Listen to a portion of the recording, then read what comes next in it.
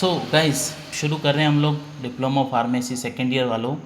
Professional responsibility of community pharmacist. Community pharmacist की क्या जिम्मेदारी होती है, इस चैप्टर में अपन कवर करेंगे। आपकी जो कैसे क्या कम्युनिटी फार्मासिस्ट का रोल रहेगा हेल्थ एजुकेशन को बेटर करने के लिए, उसकी क्या रिस्पॉन्सिबिलिटी रहेगी प्रोडक्ट्स के रिलेटेड, उसकी all of this things. Good pharmacy practice क्या होती है, उसकी क्या एसओपीज़ रहेगी, ये सारी चीज़ें अपन कवर करेंगे। तो तुम्हें पता होना चाहिए कि फार्मासिस्ट का काम क्या होता है। भाई आपके पर्चे को पढ़ना, डॉक्टर के प्रेस्क्रिप्शन को पढ़ना, दवा को आइडेंटिफाई करना, अपनी फार्मेसी से निकालना, पेशेंट को समझाना कब लेनी है कब नहीं लेनी है, उसके बाद में क्या क्या प्रिकॉशंस रखनी है, ये सारी चीज़ें आपकी फार्मासिस्ट का काम रहता है। तो the professional role of the community pharmacist has been largely concern with preparing and dispensing prescriptions. Community pharmacist is professionals who dispense medicine with prescriptions. ठीक है, यही अपने को पता है कि भाई कोई भी ड्रग्स हो तो उसको प्रिस्क्राइब और आइडेंटिफाई करके और कौन पेशेंट तक पहुंचाएगा, फार्मासिस्ट ही पहुंचाएगा। तो aim of pharmacy services to ensure optimal drug therapy. आपको फार्मासिस्ट का एम रहता है कि पेशेंट्स को दवा सही स्थान पे पहुंचे। जैसे कि ओरल रूट से लेनी है तो मुंह से ही लेनी रहेगी, ये नहीं कि उस दवा का गोल बना करके आप इंजेक्शन लगवा दो। ऐसा तो नहीं करोगे ना, क्योंकि ऐसा करोगे तो बेचारे पेशेंट्स का क्या होगा। उसके बाद में supply and control of medicines. अब role of community pharmacist in ensuring better health care, तो क्या रहता है उसका रोल। तो काउंसलिंग, द पेशेंट की काउंसलिंग करना और उसको समझाना कि कौन सी मेडिसिन क्या काम आएगी, कौन से डोजेस फॉर्म में लेना है। उसके बाद में पेशेंट की रिकॉर्ड मेंटेन करना, हिस्ट्री में मेंटेन करना और गाइडिंग करना पेशेंट को कि भाई पेशेंट्स आप कैसे क्या दवा लेनी रहेगी, और हाँ बीमारी के बारे में अवेयरनेस प्रोवाइड करना। उसके बाद में घर पे कैसे क्या दवा लेनी रहेगी। प्रोफेशनल फार्मासिस्ट की क्या रिस्पॉन्सिबिलिटी रहती है, तो you can see like in this chapter, like जो फार्मासिस्ट होगा उसकी क्या दवा का ज्ञान ही देगा ना वो। तो रिस्पॉन्सिबिलिटीज़ ऑफ कम्युनिटी फार्मासिस्ट में अपन नॉर्मल बात करें तो drug product and related responsibility, patient care activities, preventive health care active services, community pharmacy management and responsibilities, ये सारी की सारी आपके फार्मासिस्ट का रिस्पॉन्सिबिलिटीज़ रहती है। ठीक है, तो उसमें ड्रग प्रोडक्ट रिलेटेड रिस्पॉन्सिबिलिटी में क्या है कि वो ड्रग डिस्पेंसिंग ऑफ मेडिकेशंस के बारे में करेगा। उसके बाद में प्रोक्योरमेंट स्टोरेज ऑफ मेडिकेशंस का करेगा। डिस्पेंसिंग ऑफ मेडिकेशंस में prescription, obeying and patient laws and regulations में। ठीक है, उसके बाद में procurement and storage of medications में stability and safety of product. Special products जो आते हैं जैसे रेडियो फार्मास्यूटिकल्स, बायोलॉजिकल्स हैं, उनके बारे में पेशेंट्स को अवेयर करना, उनको सही ढंग से रखना। सप्लाई ऑफ मेडिकल डिवाइसेस, जो आपके नेबुलाइजर आते हैं, इनहेलर आते हैं, या फिर जो छल्ले आते हैं ना, स्टंट आते हैं, तो उनकी सप्लाईज़ के बारे में all of this things they are aware about to the patients. ठीक है, उसके बाद में पेशेंट सेंटर्ड केयर एक्टिविटीज़ में जैसे कम्युनिकेशंस, तो पेशेंट्स को बताएगा कि भाई फार्मासिस्ट कम्युनिकेशंस डेवलप करता है कि भाई पेशेंट्स को अवेयर करेगा कि कौन सी दवा कब लेनी रहेगी, कैसे लेनी रहेगी, और क्या क्या गाइडलाइन से लेनी रहेगी। तो all of this things are they suggested. उसके बाद में मेडिकेशन हिस्ट्री, फार्मासिस्ट पेशेंट की मेडिकेशन हिस्ट्री लेता है कि भाई आपने पहले कोई दवा तो नहीं खाई थी, आपको कोई दवा से एलर्जी तो नहीं है, या फिर कोई ड्रग एब्यूज़ या इस तरह की कोई दिक्कत या कोई आइडेंटिफाइड है, तो तुरंत आप पेशेंट काउंसलिंग करके, कम्युनिकेशन करके वो उसको पता लगाता है। जासूस होता है पेशेंट का। जासूस कौन होता है? फार्मासिस्ट ही होता है ना। वो सब चीज़ों का पता लगाता है कि भाई पेशेंट को किसी तरह का नुकसान नहीं होना चाहिए, फ़ायदा ही होना चाहिए, लेकिन क्या है कि all of this things they should be clear. उसके बाद में नेक्स्ट जो है monitoring drug use by means of patient drug profiles. Patient की ड्रग प्रोफाइल जैसे कि name, address, age, occupation, sex, therapeutic data जैसे कि allergy, body weight, drug strength, all of this things has been manage by the pharmacist जिसमें आपका drug abuse हो गया, drug interactions हो गया, ड्रग फूड इंटरेक्शंस हो गया, एडवर्स ड्रग रिएक्शंस हो गया। तो ये सारी चीज़ें आपका फार्मासिस्ट ही मेंटेन करेगा। उसके बाद में अगर कोई छूट जाता है तो वो तुरंत डॉक्टर को रिपोर्ट करेगा कि इस पेशेंट को ड्रग से एडवर्स इफेक्ट है या फिर ये हाइड्रोजेनिक इफेक्ट कर रही है। ठीक है, तो ये सारी चीज़ें क्या है कि फार्मासिस्ट काफ़ी इंपॉर्टेंट कड़ी रहता है। उसके बाद में ड्रग इन्फॉर्मेशन सोर्स, मतलब वो हमेशा अपडेट रहता है कौन सी नई ड्रग आ रही है कि नई नहीं आ रही है। पेशेंट काउंसलिंग करेगा, दवा कब लेनी है, कौन सी सावधानी के साथ लेनी है। तो ये सारी चीज़ें फार्मासिस्ट ही पेशेंट को अवेयर करेगा। उसके बाद में आपकी हेल्थ केयर एसेसरीज़ में कम्युनिटी फार्मासिस्ट असिस्ट करेगा, providing information regarding health care accessories, wellbeing, supply the community itself.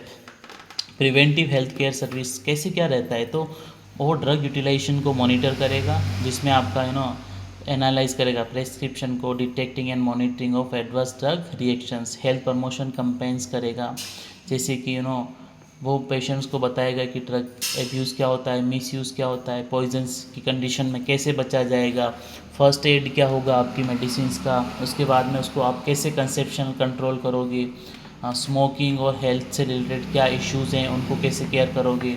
उसके बाद में वो पेशेंट मतलब कोई बच्चे पूछने आते हैं तो वो ये भी बताएगा कि फार्मेसी में कैरियर के क्या क्या स्कोप रहते हैं।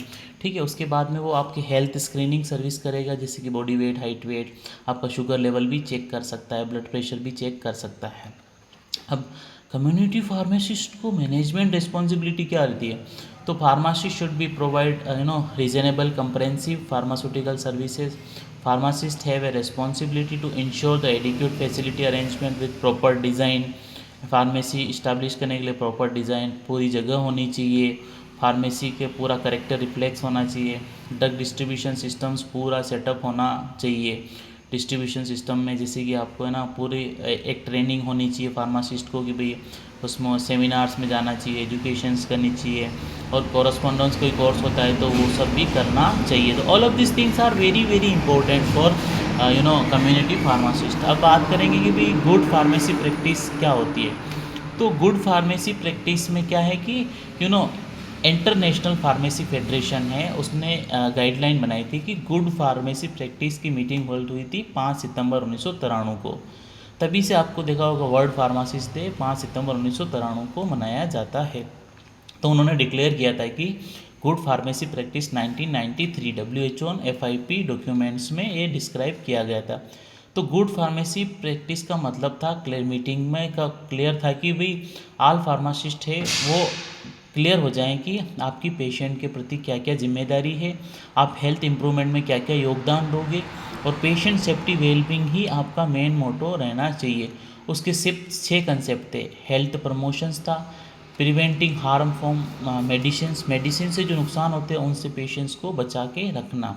ठीक है, उसके बाद में अश्योरिंग मेडिसिन इफेक्टिव को अश्योर करना, और लिमिटेड हेल्थ रिसोर्सेस को बनाना। ये सारी ये थी 6 मुख्य एजेंडे थे।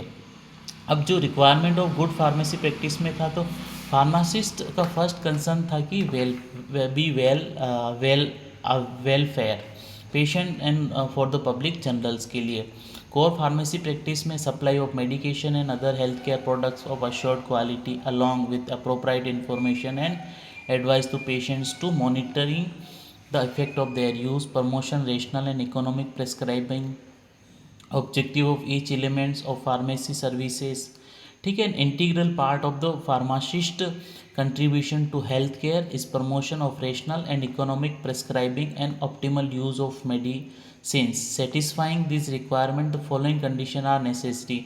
तो professional factors should be main philosophy underline practice. तो एक्सेप्टेड दैट इकोनॉमिक फैक्टर्स काफ़ी इंपॉर्टेंट रहते हैं, जो रिलेशन विद फार्मासिस्ट का क्या है कि अपने कलीग्स के साथ में रिलेशंस कैसे है, दूसरे फार्मासिस्ट ग्रुप्स के साथ में, तो ये सारी चीज़ें मैटर करती है, क्योंकि काफ़ी इंपॉर्टेंट रहती है क्वालिटी इंप्रूवमेंट्स के लिए, मेडिसिन के यूज़ के लिए, पेशेंट्स को अवेयर करने के लिए। अब आपके जो एलिमेंट्स रहते हैं गुड फार्मेसी प्रैक्टिस में, वो रहता है कि भाई प्रमोटिंग गुड हेल्थ को अपन प्रमोट करेंगे।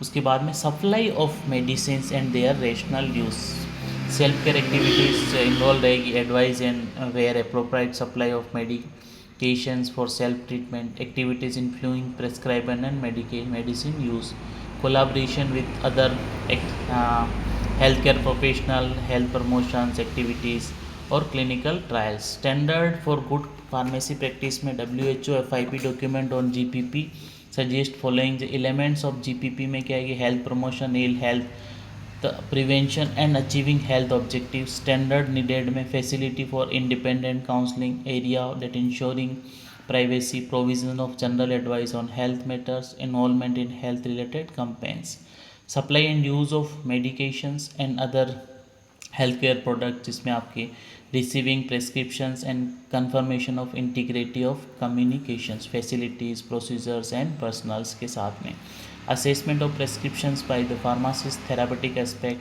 appropriate for individual, social, legal, economic aspects. Okay, assembly of prescribed items में source of supply of medicines, manufacture of medicines, storage, condition at time of supply to patient, personal involved, equipment required, facilities and workplace required. All of these things are very very important. सो ये सारी चीज़ें आपकी community pharmacies में आती है. अब इसकी SOP भी बनानी पड़ती है, स्टैंडर्ड ऑपरेटिंग प्रोसीजर. कोई भी चीज़ अपने को मेंटेन करने के लिए उसका एसओपी होना बहुत ही ज़रूरी है.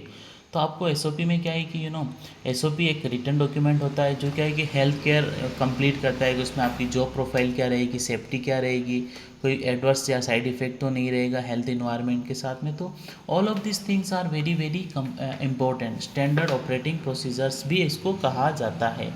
तो इसका एम रहता है कि maintain good patient relationship to achieve quality of output, to achieve uniformity of performance and quality, streamline process to enhance operational efficiency, provide guideline for accurate and timely data collection, to ensure regularity, compliance and safety dispensing, to ensure effective communication between patient and pharmacist. SOP import essential रहती है implement of good pharmacy practice GPP में. इसकी importance क्या रहती है? Perform job properly perform करने के लिए, ensure the product production operation are perform consistently, to serve as a training document for teaching user about the process, to serve as a checklist for editor, to serve as an historical record for changeover, identify the areas the need of the improvement, utilize safe and efficient procedure. Advantage of SOP का क्या advantage रहता है? तो quality assurance, ensuring the patient receive service that meet certain provisions, maintain good pharmacy practice all the times. Pharmacy practice को अच्छे से maintain करना, provide additional information for the audit process and SOP promote accountability.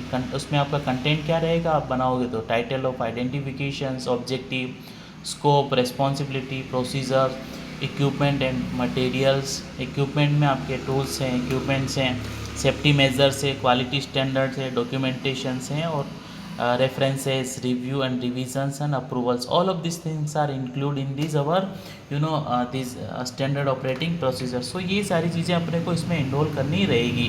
ठीक है, तो यहाँ तक कोई डाउट है तो आप मुझे कमेंट बॉक्स में पूछ लीजिएगा. Definitely we will help you. Thank you so much.